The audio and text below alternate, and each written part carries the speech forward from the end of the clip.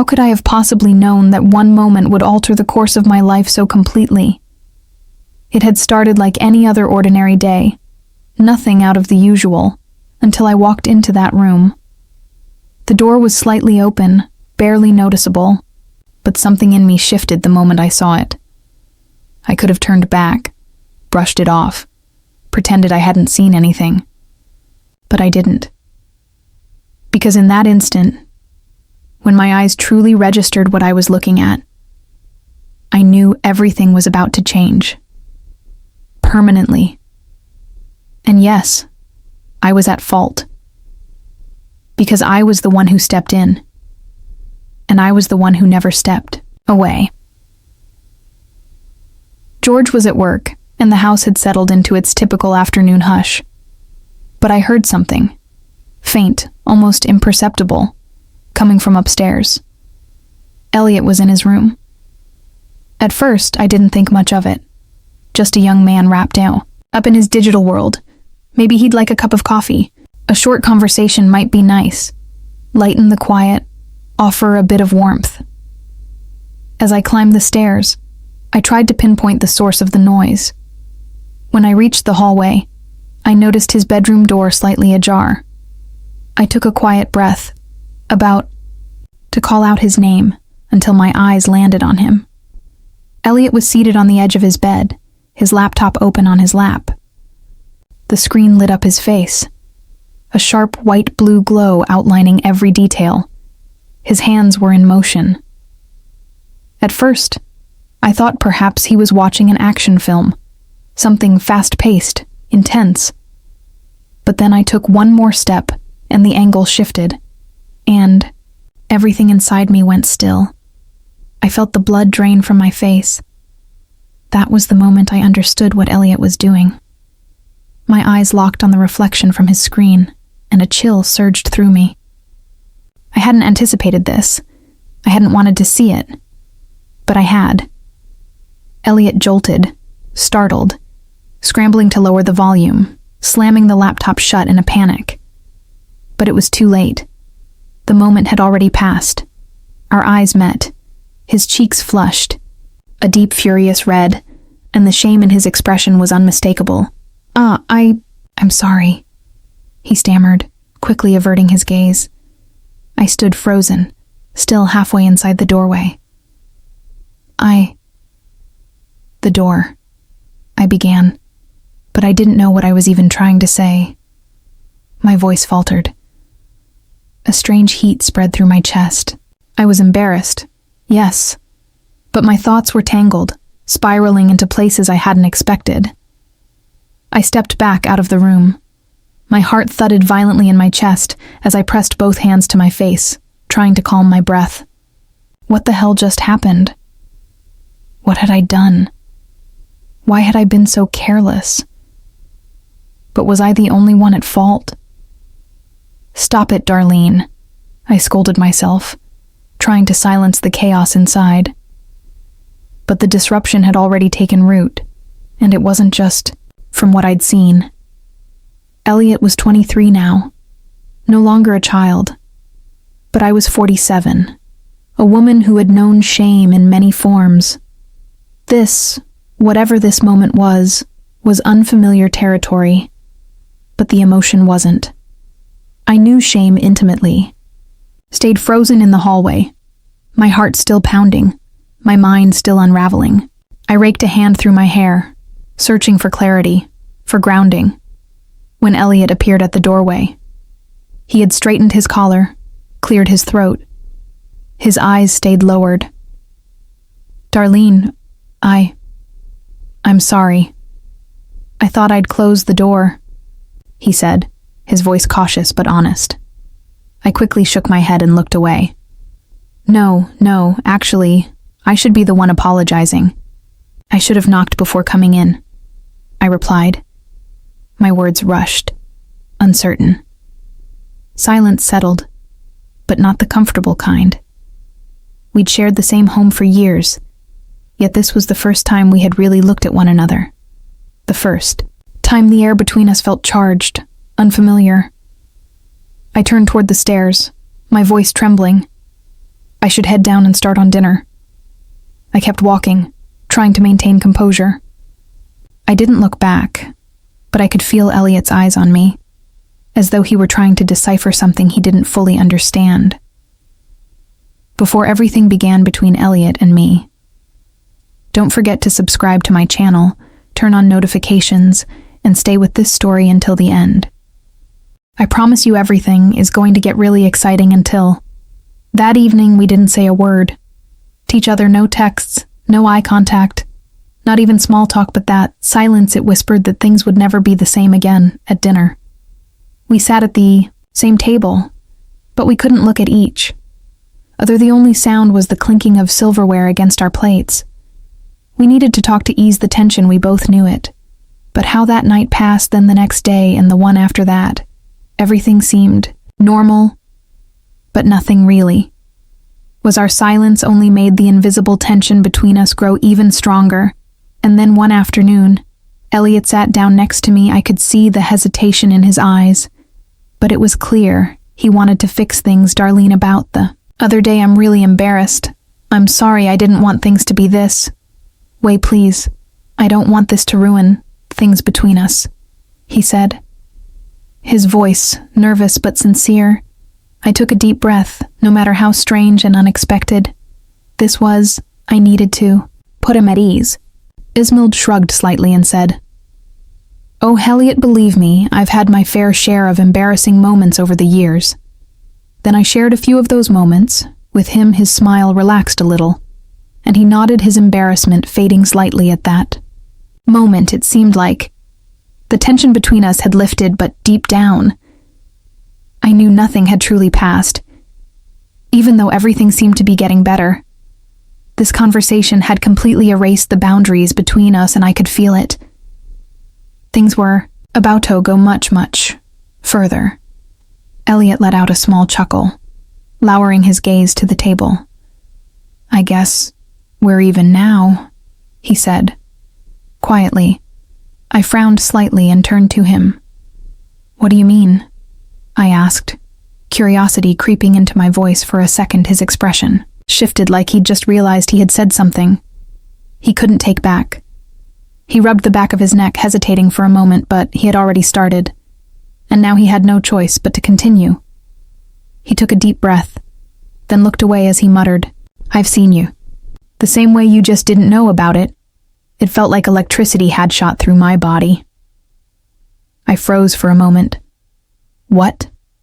I whispered, as the weight of his word pressed down on me. Elliot's face was flushed, but he kept going. "I never told you because I was too embarrassed, but I never forgot about it, actually.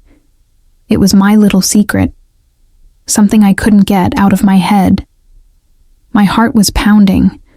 Wildly, a strange warmth spread through me, that foreign sensation that told me something had changed. Elliot's words weren't just a confession, they shattered every last boundary between us. I looked at him, he was looking at me too. And by now we both knew this wasn't just an ordinary conversation. The air in the room had thickened. Everything had shifted from that day on. Everything changed. There had always been a distance between us before, that invisible boundary that kept us apart. But now it felt like that boundary had completely vanished without even realizing it. I had started spending so much more time with Elliot, small moments, seemingly insignificant conversations, but in reality, each one only fueled the tension between us. Now we even sat and watched movies together. Before we would always keep our distance, but now there was an unspoken pull between us, something we both felt but never acknowledged. Sometimes when Elliot rested his arm on the couch, when my hand brushed against his leg, or when our laughter intertwined, I felt something strange inside me, but I tried not to think about it. One night, I couldn't sleep. I kept tossing and turning in bed, but the restlessness inside me wouldn't let. Maybe there was only one thing on my mind. Elliot. This couldn't go on. I needed to set a boundary if he had feelings for me. I had to say it outright and put a stop to it. With that thought, I got out of bed. My heart was pounding like crazy, but my feet had already taken me to Elliot's room. His door was slightly open, and the dim light inside faintly illuminated the room as I stepped inside. I saw him. He was sleeping.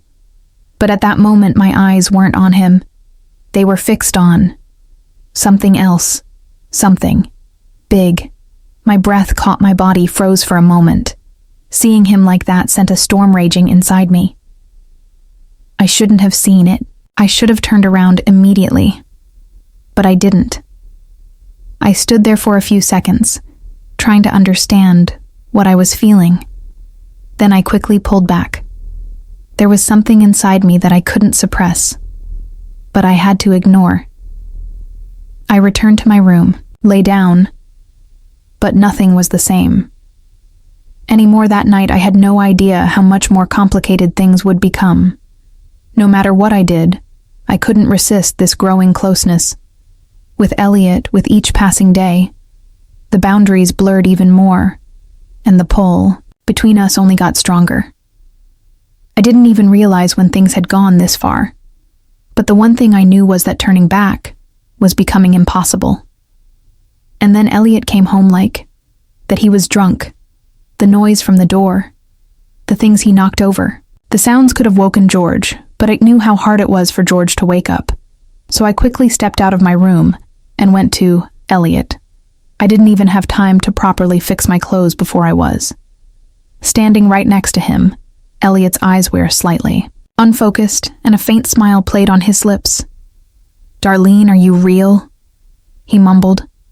His words slurred from the alcohol, but still sincere. I took a deep breath and grabbed his arm. "Elliot, come on, you can't go upstairs like this. We have to be quiet." But Elliot's eyes were locked onto my face. He smiled softly, his gaze slowly traveling over me. "You know you're really beautiful. Have you always been this way? Or did I just never notice?" I froze for a second, but then quickly pulled myself together. "Elliot, that's enough. Come to the kitchen, I'll make you some coffee." I slowly led him to the kitchen, I waystraying to sober him up a little, but because of Elliot's gaze and the thing she was saying, something inside me was also unraveling. Elliot sat down on the chair while I prepared the coffee, but suddenly the cup slipped from his hands and spilled onto the counter. Elliot, you need to be more careful," I whispered quickly, trying to clean up the mess. But Elliot just smiled softly. "Were you always this sweet?" I hurriedly cleaned up the kitchen. We couldn't stay here any longer. George was sleeping upstairs, but with Elliot in this state, he couldn't afford to make any more noise. "All right, we're going upstairs. But be quiet," I warned, slipping my arm around his and guiding him toward the stairs. When we got to his room, his movements were even more unsteady. He needed to change his clothes, but he was too out of it to do it on his own. At first, I wanted to turn around, but when I saw him struggling to take off his shirt, I instinctively helped him as my fingers reached for the buttons of his shirt. Elliot's breathing slowed at that moment. The tension between us filled the air. The silence only made it more intense. I knew exactly what I was doing. Yet, at the same time, I had no idea Elliot was looking at me differently. And this was one of those moments. One of the moments we could never take back. Elliot hesitated while changing his clothes. He let his hands fall to his titties and locked eyes with me. That was when I realized my breathing had quickened. It was so quiet, the air in the room felt heavy, making it difficult to even breathe. "I'm not playing this game anymore, Darlene," he said, his voice soft at first, but filled with certainty. I stared at him without blinking. My heart was pounding. But what was Elliot trying to say? "Are you?" he added, his voice deepening slightly. "We both caught each other once, and that's it. You don't think about it at all. I know it crosses your mind before you sleep." A shiver ran through me, making me take a small step back, but my feet felt glued to the floor. "Elliot, this isn't right," I said. But my voice trembled. Elliot smiled slightly, but it wasn't an innocent smile. "We passed the point of deciding what's right a long time ago. Darlene, stop lying to yourself. Then he took a step forward and another. He was so close now that I could feel his breath against my skin. He reached up his fingers, trailing gently over my cheek. I wanted to look away, but I couldn't, because deep down I knew he was right. And then Elliot's lips met mine. All the silence, all the tension, the answer to everything was hidden in that moment. The thoughts echoing in my mind suddenly quieted all my doubts, fading into whispers because I hadn't resisted Elliot. And the truth was, I had never wanted to. My hands were trembling, but I didn't pull away. When I saw the determination in Elliot's eyes, I knew there was nothing left to hide. I swallowed, took a deep breath, and slowly slid the straps of my clothing off my shoulders. "You're right, Elliot." I whispered, my voice barely above a breath. "Let's not play this game any longer." Closing the distance between us, completely I lay back on the bed. My heart was pounding in my chest, but turning back was no longer an option. Elliot slowly leaned over me. He looked into my eyes for a moment, then smiled. "Don't be afraid," he said, his voice warm and reassuring. "Everything is right." I looked away, a shiver running through me even if I couldn't admit it. To myself, I knew how long I had been waiting for this moment, but still, I couldn't stop the words from slipping out of my mouth. "Elliot, I'm a little scared," I said, my breathing uneven. "Because of a few big things, Elliot. I'm a little scared," I said, my breathing uneven because of a few big things. Elliot smiled and ignored what I said as if he liked it. Maybe it was. Because he was drunk, Elliot leaned quietly to my ear and said, "George, mustn't wake up." I knew what he meant, that there had to be silence. I don't know how I felt. Something huge inside me, and I had to stop myself from making a loud noise. Elliot looked at me and said something like, "I know, Darlene. Everything is great, and so are you." What? Did he know? I think he guessed and he understood me. I couldn't help myself, and I closed my eyes. I was holding the sheets tightly with my hands, and my body trembled and spasmed. I covered my mouth with my hands so I wouldn't make a sound. Elliot was so drunk that he didn't care about anything. In fact, even this was affecting me a lot. The excitement of the event, combined with everything else, and their irresistible feeling of something. Big Elliot was drunk, tired, and out of breath. I said, "Elliot, you're red and we have to hurry." Elliot said, "Okay." He said, "Okay." But he kept going the same way, and more and more and more. I had another contraction, and I didn't care about anything anymore. I wasn't even myself anymore. I closed my eyes and I said, "Whatever you want, Elliot, whatever you want." Elliot must have liked it because he let himself go. He let go completely, and that was too much. The heat inside me was too much. I quickly laid Elliot down in his bed and covered him up. Then I locked his bedroom door. I wanted to take a quiet shower and completely relax. Had no idea what was going to happen next, what had just happened. I thought about it in the shower, but at the same time, I felt nervous, uneasy. And yet by the time I stepped out, my mind felt clearer. Weirdly enough, I actually felt calm. I couldn't even be mad at myself because my body felt just as relaxed as my mind. I got dressed, insolence, walked to my bed and went to sleep as if nothing had happened. But the truth is, this was just a moment of excitement, a rush of reckless desire, but nothing was ever that simple. And this wasn't going to stay simple either. It didn't stop here. It couldn't. Bigger things happened, more intense things. And in the end, George was going to find out everything. This story isn't over yet. Make sure to follow and subscribe so you don't miss what happens next. Turn on notifications and leave a comment. It helps you stay one step ahead for these stories. Your support means everything, and if you've made it this far, thank you for listening.